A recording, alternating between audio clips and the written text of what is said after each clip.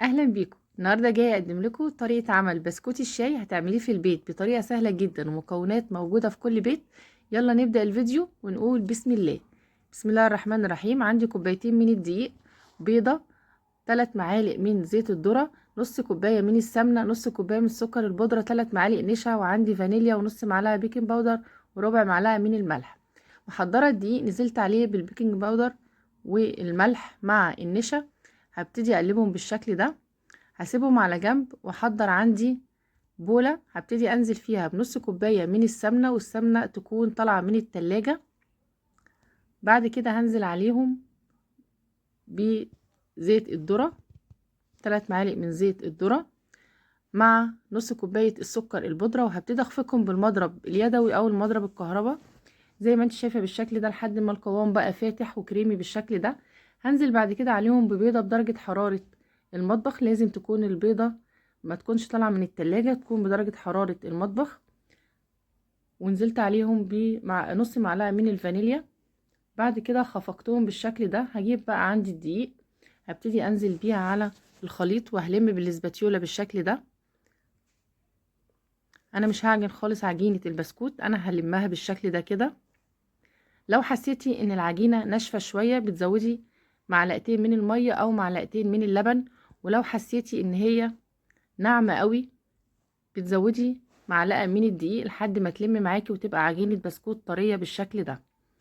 هجيب بقى عندي مفرش العجين وهفرد كيس بلاستيك، وهبتدي اخد قطع من البسكوت واغطيها بكيس بلاستيك تاني، وهبتدي افردها بالنشابة بالشكل ده. انا عايزاها رقيقة جدا. هجيب بقى عندي اي قطاعة مربعة مدورة اي شكل انت تحبيه، وهبتدي اقطع بالشكل ده على شكل دواير. واجيب عندي خلة الشيش طاووق وهبتدي اعمل فيها خرام عشان يديني شكل البسكوت بتاع المحلات. طبعا هكون مولعة الفرن على درجة حرارة 160 درجة، الفرن يكون سخن قبلها ب10 دقايق. هبتدي بقى اطلعها منتهى السهولة زي ما انت شايفة بالشكل ده، وهرصها عندي في الصينية اللي هدخلها الفرن. طبعا معاكي قناة مطبخ فوفا، لو اول مرة تشوفيني يلا اشتركي عندي وفعلي الجرس علشان كل جديد يوصلك بإذن الله من وصفاتي. بعد ما قطعت البسكوت كله عندي بالشكل ده هدخلها الفرن. هتاخد في حدود ربع ساعة. اول ما تحمر من تحت اولع الشواية تاخد اللون الذهبي ده. مش عايزة اقولك طالع مقرمش وريحته جميلة، طعمه بجد خطير، طريقته سهلة جدا. تاخديه مع كوباية شاي بلبن الصبح في الفطار او في العشاء.